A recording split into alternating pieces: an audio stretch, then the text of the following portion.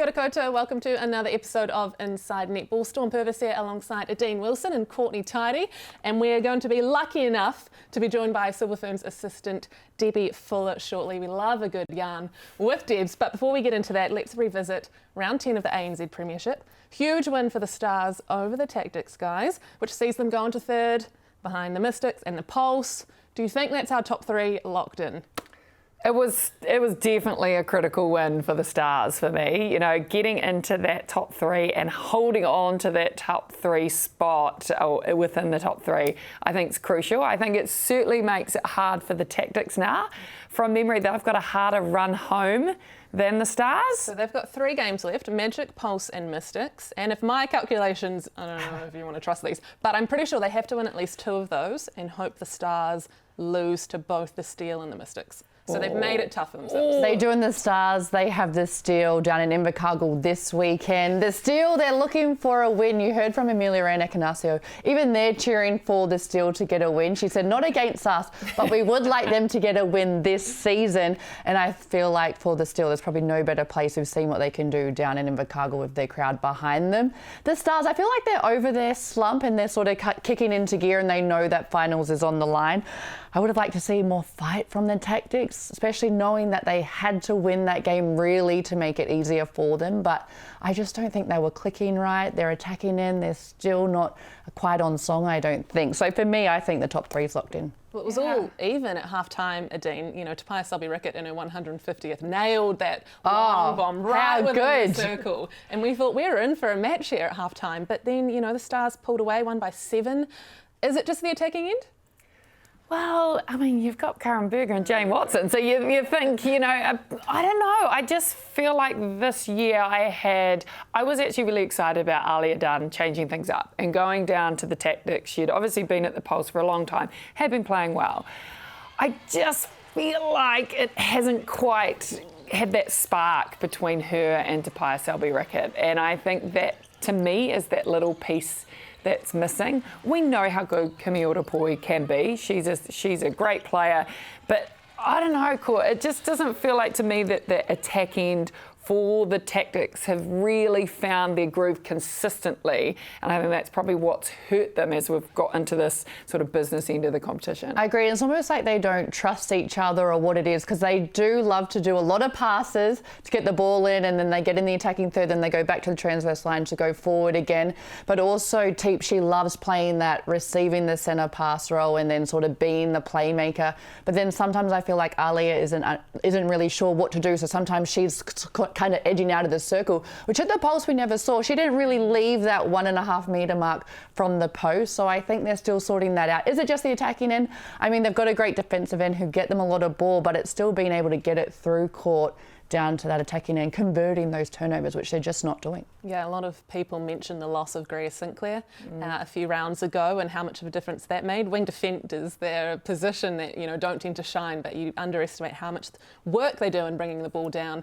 And, you know, she was just allowing Watson and Berger to shine out the back there. So I'd be trying to get her back. I mean, where to for the Tactics? They kind of feel like with the roster they had, we were all expecting them to be in the final. Yeah. This kind of seems to happen year after year.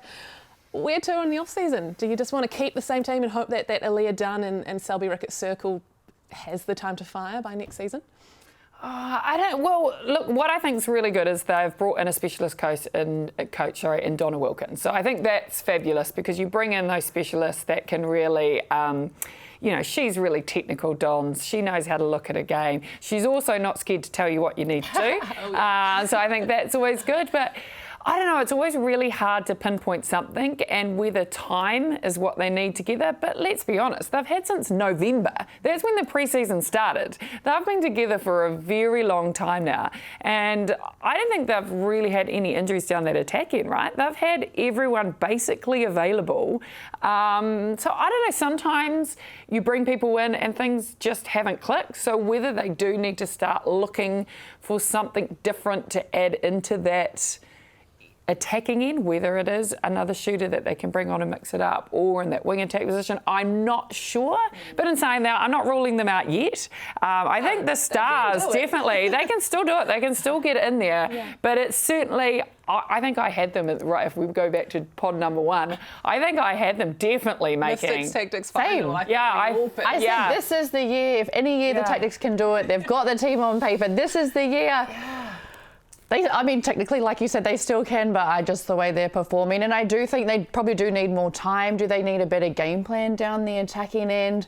I agree. Maybe add another player in to add pressure. If you know that you're not really going to be taken off, then you can just sort of sit back on your heels a little bit. So I wonder if they add, I guess, some fire to the mix so that, you know, every week they are playing for a position. Yeah. I like it.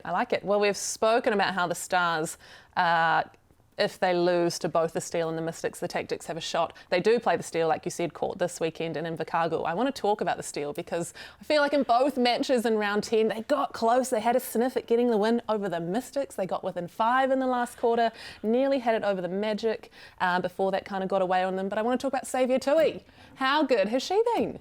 Oh, I love Saviour Tui, like that lovely big smile. You know, I really like when she was playing for the Mystics and she was playing more that goal attack role. And you know, again, she was someone we talked about really early in the season saying, you know, this is her opportunity. Obviously, they didn't have their star shooter down there and then she got injured. But I think this weekend was, if she'd played before this weekend, only one 60-minute game. And I think now that we're seeing, when we talk about time, she's had time on court and she plays some beautiful netball.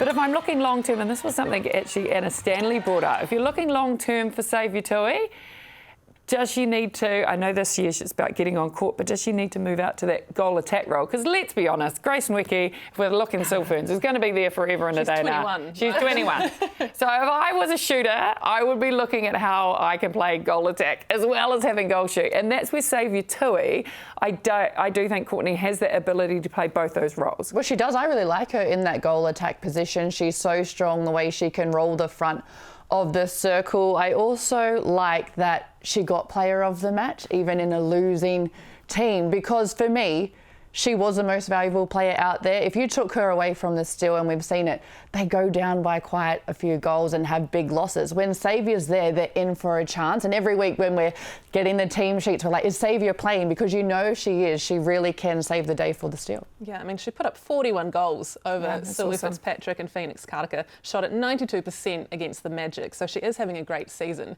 Dare I ask, maybe not Saviour Tui, but, you know, we are talking Silver Fern selection every week here on Sky Sport.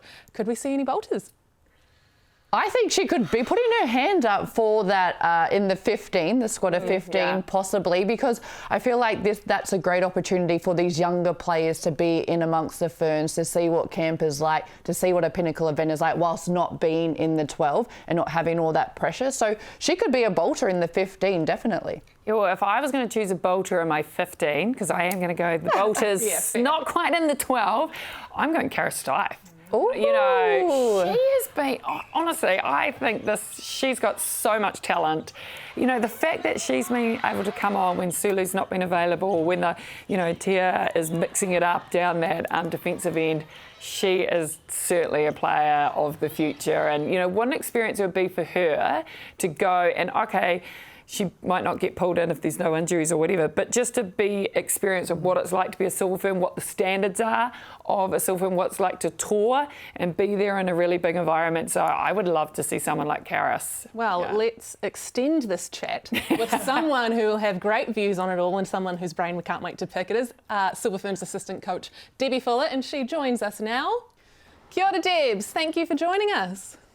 Kia ora. We are talking bolters at the moment, but first, just to clarify your position, I guess, in terms of selection. You're not a selector, but you are the assistant coach. How does that kind of work about your influence, I guess, on the World Cup squad? Well, it's the selectors have a really rigorous process that they go through to select the team, and I guess my job is really just supporting Knowles in the final decisions. And my other role, being assistant coach, is to also support the players so that there's real transparency with what the selectors are seeing, the feedback that the selectors give the players direct feedback, which is fantastic. And just being able to report fortnightly on how things are going and how they're going, and the data that we've collected, and also the feel that we have for the game. Like recently, we've noticed that it always happens in tournament play. As the play progresses, the attacking end gets a lot more precise and accurate, and the defence end need to get more gains. So it's being able to give the whole squad that kind of feedback. Now, Debs, a couple of weeks ago we had Dave Knowles on here, and she talked about your role and how you keep her honest. What is it that you do to keep her honest? How would you describe your working relationship? Oh, I think it's as an assistant coach, it's really important. You can't have everyone thinking the same, I think. In a situation where you have the responsibility of naming a national team, I guess you've got to have a really fair and robust process. So I see my role as supporting the thinking in a way that I am probably questioning, challenging discussions about selection and what's happening in a way that's useful. Everybody can go off and have a rant and challenge, but it's got to be in a useful way. And it's not, Knowles is probably the most honest person I know. I guess it's just asking questions around how will people line up against international opposition. I'm looking at Australia, looking at the SSN every week, so seeing what players are doing over there, and you can see quite subtle differences in both game styles. So you need to be able to remember that we are selecting a world champion team to play at a pinnacle event, to be able to perform for 5 games in a row in July. Well, Deb, speaking of that, then how much does selection come down to their ANZ performance, but also knowing that they have performed on the international stage? I think it is definitely both considerations. I mean, the trials for a World Cup team don't happen just in this ANZ competition. It's been going on for 2 years. And if you've noted the way the teams have been selected for Quad Series and Constellation Cup, the squad is offered opportunities to be able to test themselves in international competition. So we've got to be mindful that international competition is a massive leap above what ANZ is producing at the moment. So we're looking for those players. And the players are really lucky. Back in the dark ages, we never got on the court. You played for the Silver Ferns, and you'd be lucky if you were a rookie and you got 1 quarter in a series. I think Knowles has been very generous with her willingness to test players in international competitions. You look at things like Constellation Cup last year, we could have gone through with the same 12. And been really dominant, but it was an opportunity to prepare for World Cup, an opportunity to test combinations and who can withstand that pressure. So everyone's been tested internationally. Everyone has had an amazing ANZ competition. I really take my hat off to the coaches and the players for making this a really tight contest. You want all these games to be really hard, and every week to see who the battlers are, to see the ones that can last the distance, and the ones, even the ones that haven't. Like I was commentating Steel Magic on Monday night. It was real high quality in that game. So I think the ANZ has provided another platform for players to show what they can shift and how they can grow their skill set. But international, and we also take into account that international competition, who can compete with the athleticism of international players. I love that you mentioned Knowles gives everyone a go. It just took me back to my time in the Ferns. I think I sat on the bench for like 20 games and played 2 quarters over the kind of years that I was in the Ferns. So I do love that everyone's been tested, Debs, and Knowles is very good at doing that. You've spoken about what you're looking for and talking about international competition. I want to ask about combinations within the ANZ as well, because we've talked a lot about that this season and looking at the likes of Meals and Bailey Mez playing together, Peta Toiava and Grace Nweke. Does that give them an edge as well, given they are playing week in and week out in these combos? Oh, I think definitely when you're playing in club, you get that familiarisation with somebody. And so that's definitely an asset, especially because I guess you get time to test things in ANZ. But there's also something special that happens in netball. Sometimes a person can come in and work with somebody different, and they don't know it, but they have a similar framework with how they want to play, and they don't know it until they're on court together. So that's about a chemistry within players, and it can happen. Yes, it can happen, and you can train that more often with ANZ, but it can also happen in squad camps. We've got a 6-week build-up before we start.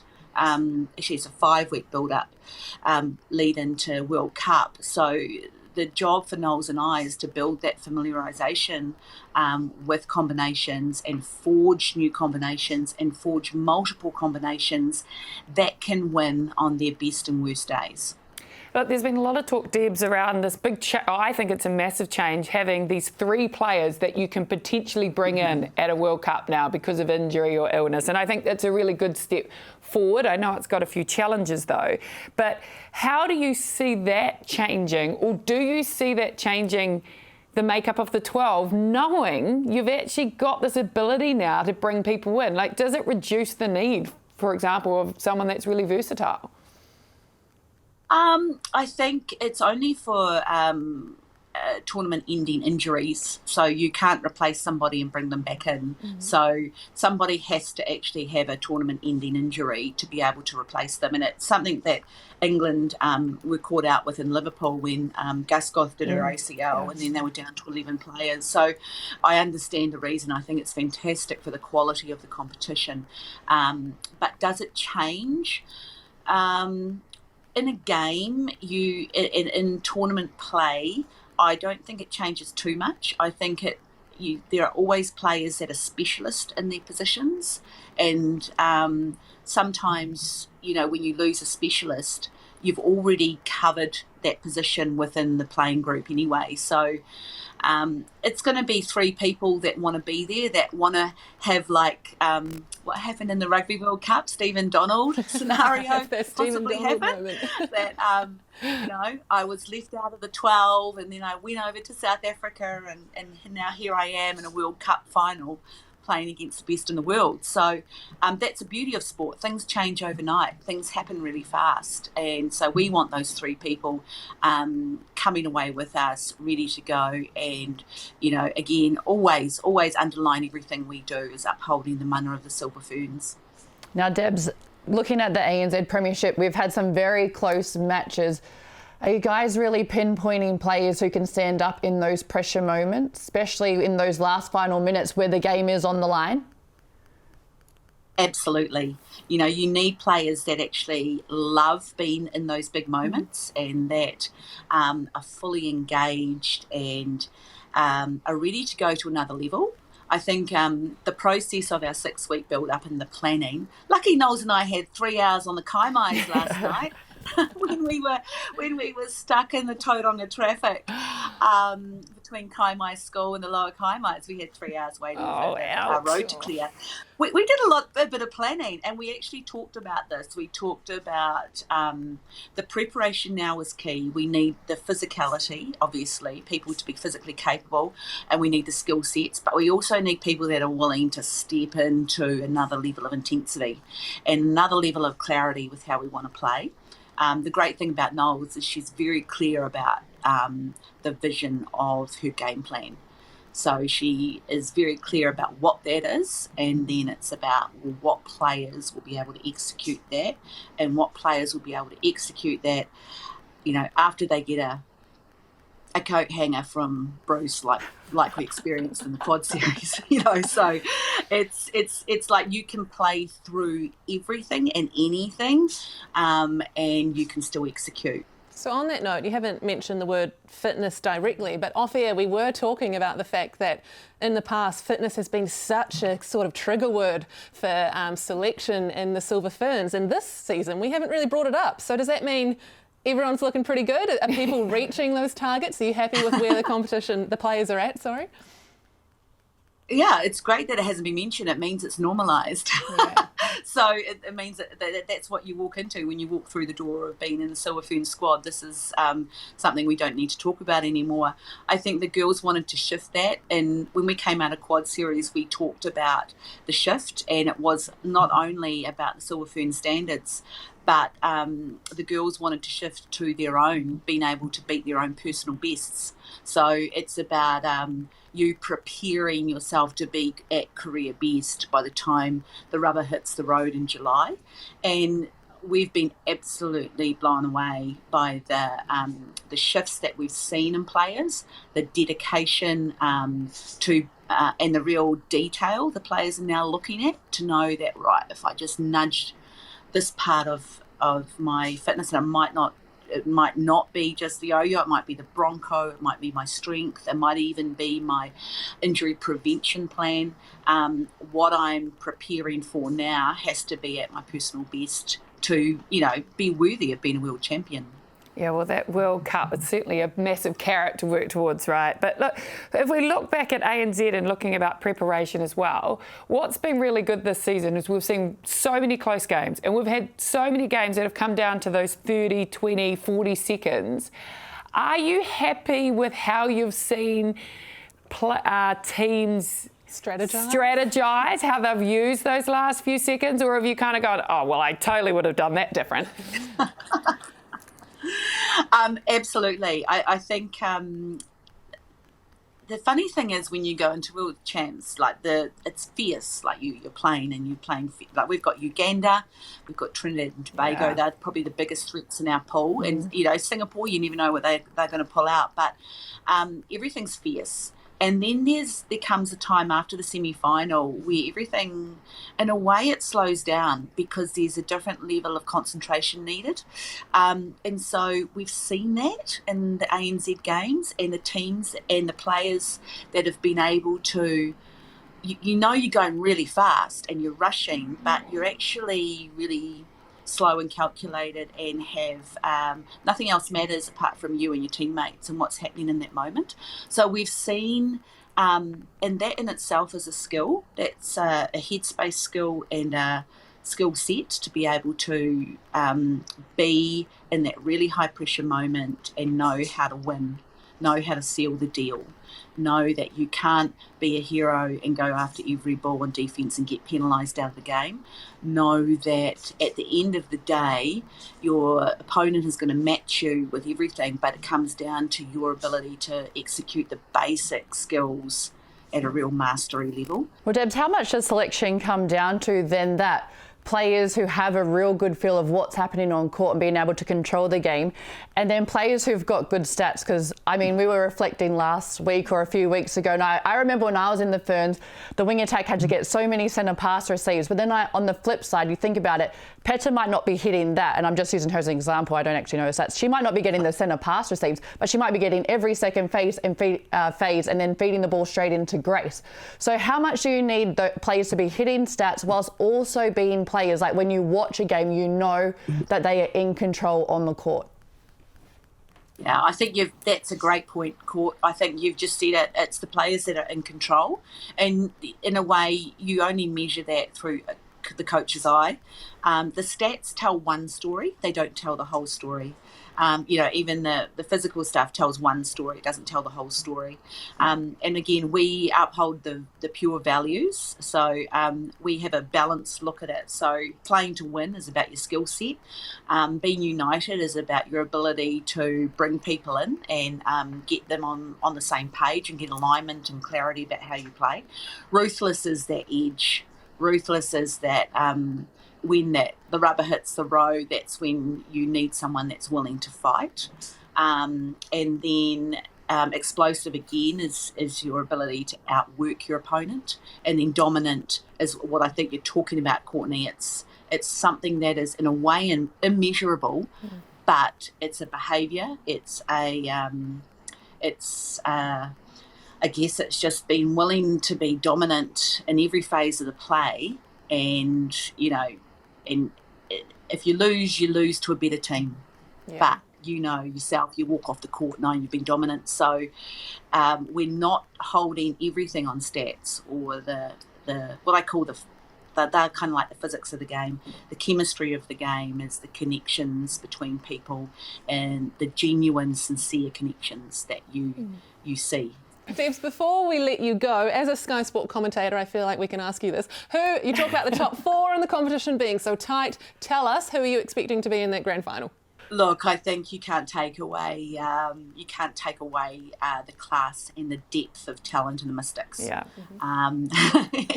In my old team, but we all agree with you with that one, though. There's a certain quality, and there's obviously a reason why they're number one. So then it's down to tactics, pulse, and stars. And you look at stars, and they have they've beaten Mystics this year, so they take that. They're a team that's building. Pulse. Wow, what Wellington Netball have done to bring and work and coach really well. Their young talented players coming through is outstanding. So them and tactics with the grit of Karen Berger and Jane Watson. So in a way, I'm trying to sit on the fence. Totally sitting on the fence. We understand. Yeah, well, if I talk more about who's in the grand final, you're going to run out of time and say, we've got to go to an ad break. We can leave it on that, Debs, and let our viewers dissect for themselves and draw their own conclusion about what you're saying. But on that note, thank you so much for joining us. Really appreciate your insights, and enjoy the rest of the season. Thanks, guys. Yeah, we do love a yarn with Debs. Guys, what did you take from that? A lot, obviously, but she had a lot to say. She always does. I love it. She's such a deep thinker, isn't she? But, I liked when she's talking about alignment and clarity. And when you hear both Dame Knowles and Debs talk, I think you also get that sense about their program. They have had this mapped out for 4 years. And I think what I take out of it is they are really confident and comfortable about where these girls are at and where this wider squad that they've got to choose from. So that gives me so much confidence that they are feeling confident in both their program and the players that are available for selection. I agree, and I like that she said, the Consolation Cup was a chance for players to prove themselves, and Knowles has been quite generous in giving players opportunities, because I do remember last year, some people were like, why are they changing the team and why are they doing this? But I think we all had a feeling this is what they were doing. Trust the process. Yeah, trust the process. The bigger plan, whilst you still want to win the cup at the time, yes, the bigger plan is always winning the World Cup. So I like that Debs touched on that. Also like she touched on the stats, because when you're at a game and you're watching plays, you can just see why things are happening the way they are, or maybe why the goal attack of a team is getting every centre pass, which doesn't fit in traditionally with the stats that I guess the Ferns would be getting. But that's what works for that team at the time in their franchises. And I like that they're not just relying on stats for players, all the weights, or like them hitting their gains in the gym with weights and all their fitness testing, and that they are looking at holistically and going, whilst this player may have great stats, are they standing up in big moments? Are they gelling with the right players on court? Are they in control of the game? So I like that we've clarified that. Yeah, can't wait to break down the 12 or 15 actually when it's named, and see if we can kind of pick out the little things we've noticed Debs and Noel say on this show. So plenty to look forward to there. That is all from us today, though. Thank you for joining me, Adine and Courtney. We'll see you after round 11. Yeah, that's right. We're nearly at the business end of the ANZ Premiership, but for now, thank you for joining us on Sky Sport.